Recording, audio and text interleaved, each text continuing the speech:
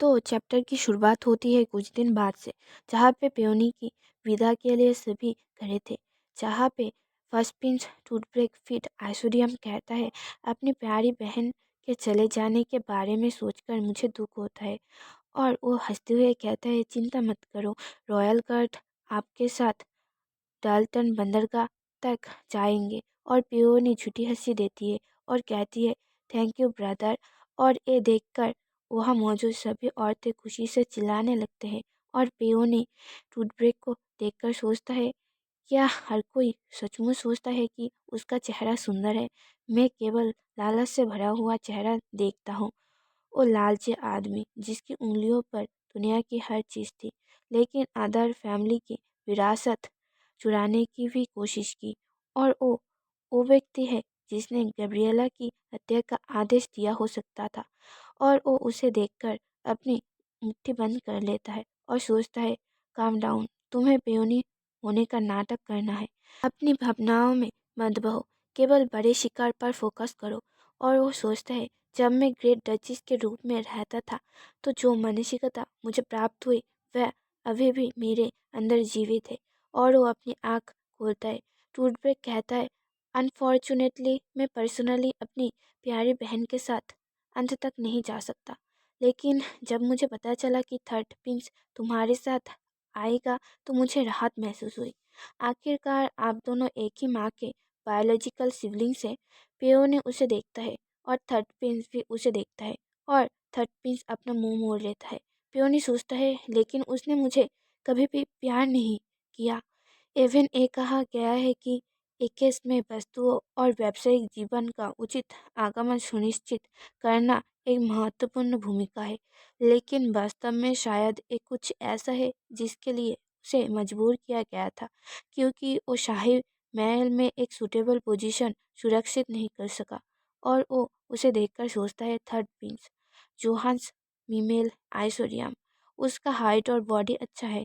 वो पेयोनी से केवल 1 साल बड़ा है। मुझे आश्चर्य हो कि वो पिंक कॉटन कैंडी की स्वीटनेस नॉर्दर्न नेवी में कितने समय तक टिकेगा। और फर्स्ट प्रिंस कहता है, सिस्टर आपको अच्छे से रहना होगा और अपने भाई से पत्र लिखना ना भूलना। पियोनी सोचता है, आखिरकार वो समय आ ही गया। और वो हंसते हुए कहता है, यस पियोनी ये करेगा। मैं अपने सबसे बड़े भाई को कभी नहीं भूलूंगा।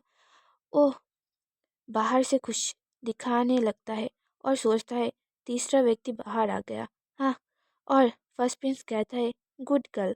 पियोनी सोचता है, ये क्या कह रहा है वो लालची आदमी। और वो याद करता है जहाँ पे फर्स्ट प्रिंस ने पियोनी को पकड़ के कहा था, पियोनी अगर आप अपने नाम से बात करेंगे तो ये वंडरफुल होगा। और पियोनी ना चाहते हुए भी कहता है, यस। और वो सोचता है, ऐसा लगता है कि उसके बॉडी में अभी भी ऐसी यादें हैं। शायद फर्स्ट प्रिंस ने ही अफवाहें फैलाई कि वो मूर्ख है। और वो कांपते हुए सोचता है, मुझे डर लग रहा है। वो एक पर्वत है और ड्यूक उसे देखने लगता है। और वो सोचता है, मैं विश्वास नहीं कर सकता कि मुझे इतने सारे लोगों के सामने अनुपस्थित रूप से बोलना पड़ेगा। मैं मरना और पानी में डूब जाना पसंद करूंगा, लेकिन मुझे रुकना होगा। और वो स्माइल करते हुए सोचता है, कुछ ऐसा है जो मुझे बाद में अवश्य करना चाहिए। और वो अपना गला साफ करता है और भोली बनते हुए कहता है, ब्रदर आप जानते हैं पियोनी आपको धन्यवाद देना चाहता है। और फर्स्ट प्रिंस कहता है, हाँ मुझे धन्यवाद देना है। और पेयोनी ड्यूक के हाथों को पकड़ते हुए कहता है, यस मुझे नहीं पता था कि मैं इतने हैंडसम पति से शादी करूंगी। और ड्यूक उसे देखने लगता है और वो ताली बजाते हुए कहता है, हाँ राइट। और वो अपने कपड़े को पकड़ता है और उसे दिखाते हुए कहता है, इसे देखो ये ड्रेस भी सुंदर है ना। और उस ड्रेस के पल्स को देखकर फर्स्ट प्रिंस हैरान हो जाता है और वहाँ मौजूद सभी बातें करने लगते हैं। अरे बाप रे, रंग देखकर पता चल रहा है कि वो असली मोती नहीं है। सूरज की रोशनी में इसे रेनबो कलर्स की तरह चमकना चाहिए। क्या दूसरों ने नहीं कहा था कि फर्स्ट प्रिंस ने वह ड्रेस हाई कॉस्ट में खरीदा है? क्या ऐसा हो सकता है कि फर्स्ट प्रिंस ने फोर्थ प्रिंसेस पर पैसा बचाया है? और ये ठीक भी है, क्योंकि वो एक ही माँ की नहीं है। हालांकि उसने कहा कि वो उसकी देखभाल करेगा और उस पर नज़र रखेगा। क्या ये सब बकवास था? और फर्स्ट प्रिंस ये सब गुस्से से सुन रहा था। और थर्ड प्रिंस फर्स्ट प्रिंस को देखने लगता है और पेओनी हंसता है और सोचता है आपको भी शर्मिंदगी महसूस होनी चाहिए। और लोग ऐसे ही बातें करने लगते हैं और पेओनी सोचता है फर्स्ट प्रिंस कि कैंप एक ऐसी जगह है जहाँ पे ओपनली उपहास किया जाता है। और वो किसी तरफ देखता है और सोचता है वैसे मैं सेकंड प्रिंस को नहीं देखा। और वो सोचता है और ये वास्तव में एक अच्छी बात है। और उसके हाथ कँपने लगता है और वो मन में कहता है पेओनी के मेमोरी में जब वो सेकंड प्रिंस के सामने खड़ी थी तो वो सांप की डेन में फेंकी गई चुहिया की तरह काँप रही थी। यह शरीर केवल डर को याद रखता है अपने माइंड में। जब पेओनी सेकंड प्रिंस से मिलेगा तो मैं इस बॉडी की रिएक्शन के लिए चिंतित हूँ। और उसे कुछ होता है और वो मन में कहता है अर्नेस्ट। और उसे देखकर सोचता है मुझे लगता है कि उसने मेरी ओर देखा और चिल्लाया, लेकिन क्या उसे तुरंत अपनी स्थिति का एहसास हो गया। और फर्स्ट प्रिंट उसके असिस्टेंट के पास जाता है और कहता है मुझे विश्वास है कि मैंने तुम्हें ड्रेस को केवल मोतियों से सजाने के लिए कहा था। और उसकी असिस्टेंट डरते हुए कहता है मैंने इस चीज़ को कम से कम 4 या 5 बार जांचा है, लेकिन ऐसा लगता है कि इसे शाही महल में प्रवेश करने के बाद बदल दिया गया था प्रिंसेस के सर्वेंट के द्वारा। ये सुनकर फिर वो कुछ नहीं बोलता है। तभी पेयोनी हंसते हुए सोनिया को दिखाते हुए कहता है ब्रदर क्या मैं इस लड़की को अपनी मेड कंसीडर कर सकता हूँ, क्योंकि मैं दूसरे को पसंद नहीं करता। फर्स्ट प्रिंस थोड़ी देर चुप रह के कहता है मुझे आश्चर्य है कि क्या मैं अपनी बहन की शादी के तोहफे के रूप में ऐसा कुछ दे सकता हूँ। और पेयोनी कहता है ये तो वंडरफुल है। और फर्स्ट प्रिंस पेयोनी के पास आता है और उससे पकड़ के कहता है एक हैप्पी लाइफ जीना सिस्टर। अगर आपका पति आपको परेशान करने की कोशिश करता है तो बस ये मेक श्योर करना कि आप मुझे एक संदेशा भेजें। ये कह के वो उसे के शोल्डर को प्रेस करने लगता है। पेयोनी सोचता है ये पेनफुल है और वो सोचता है मुझे मुस्कुराना चाहिए और कोई कमज़ोरी ना दिखाना। ये तो बस एक खेल है।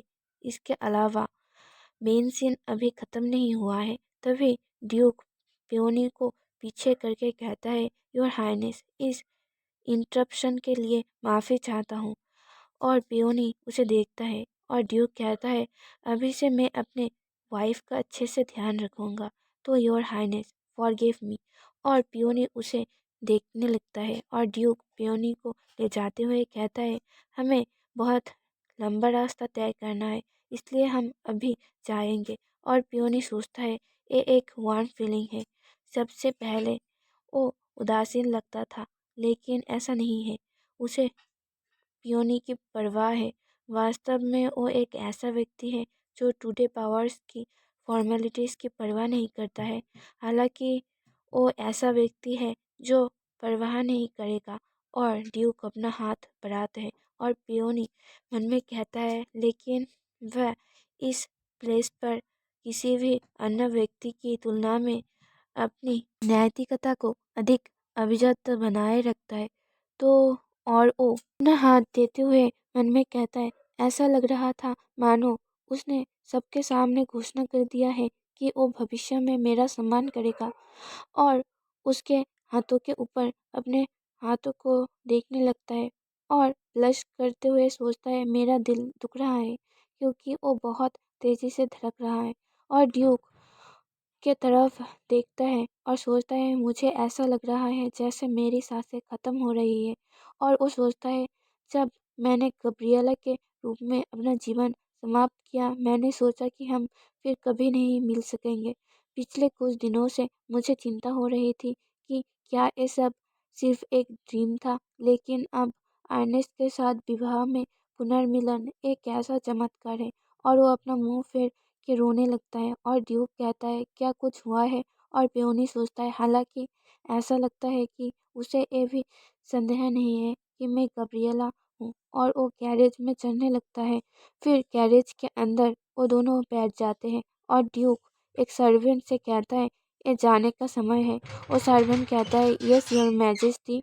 और पेयोनी सोचता है और भी कोई गाड़ियाँ हैं, लेकिन उसने मेरी जैसी ही सवारी करने का फैसला किया, उस हाथ की तरह जो उसने गाड़ी में चढ़ने से पहले मुझे दिया था। ये भी एक तरह का इशारा था। उसके दृष्टिकोण से हमारे लिए एक ही कैरेज शेयर करना कोई रीजन नहीं है, लेकिन ये क्लियर है कि वो कमज़ोर प्रिंसेस की रक्षा में बाधा बनना चाहता था।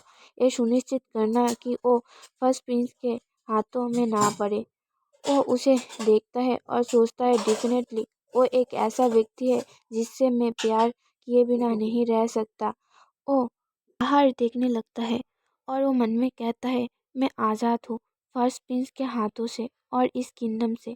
फाइनली मैं अपनी प्रिय भूमि पर लौट आया। और वो मुस्कुरा के कहता है, फाइनली। और वो कुछ देखता है और वो अपने आप को देखकर कहता है, हे भगवान, मेरा चेहरा इतना अलग है कि जब भी मैं इसे देखता हूँ तो सरप्राइज हो जाता हूँ।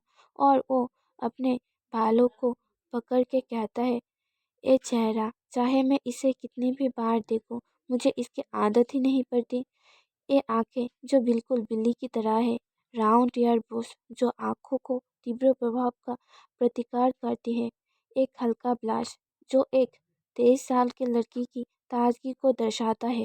ये कह के वो अपने लिप्स को टच करने लगता है और अपने चेहरे को छूते हुए कहता है, बसंत के पहले दिनों की तरह। तभी वो शॉक्ड हो जाती है और कहती है, यस यस। और वो मन में कहता है, और अब ये मेरा चेहरा भी है। वैसे इससे नेचुरली और इनोसेंटली काम करना संभव है।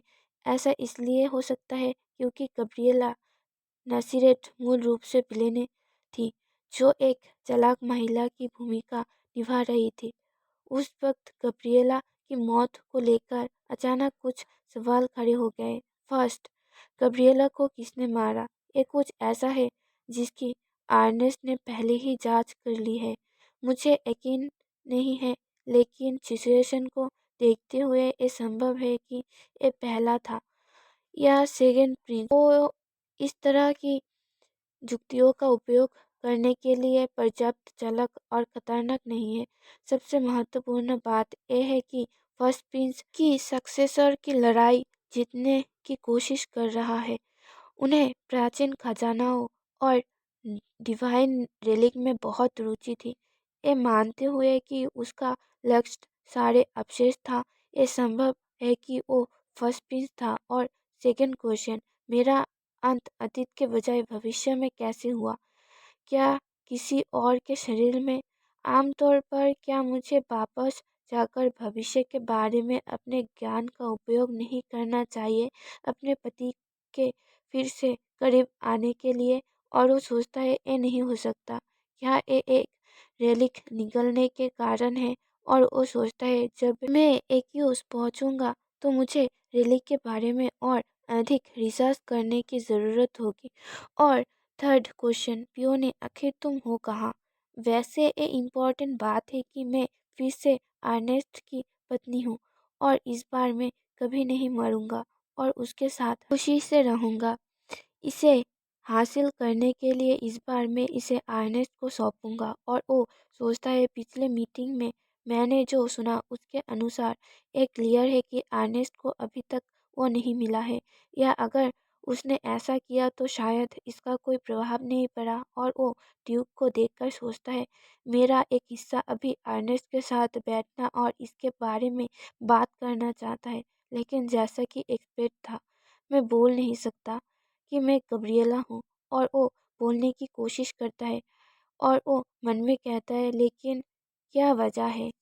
और वो ड्यूक को देखता है जो बाहर की तरफ देख रहे थे और वो मन में कहता है, भले ही तुम इतने करीब हो, लेकिन मैं तुम तक नहीं पहुंच सकता। और वो कैरेज की खिड़की से बाहर के नज़ारे को देखने लगता है। और यहीं पर ही हमारी एपिसोड ख़त्म होती है। अगर आपको मेरे वीडियोस पसंद आए तो प्लीज़ प्लीज़ प्लीज़ मेरे चैनल को सब्सक्राइब कर देना और मेरे वीडियो को लाइक भी कर देना। तो मिलते हैं इसके नेक्स्ट एपिसोड के, तब तक के लिए गुड बाय।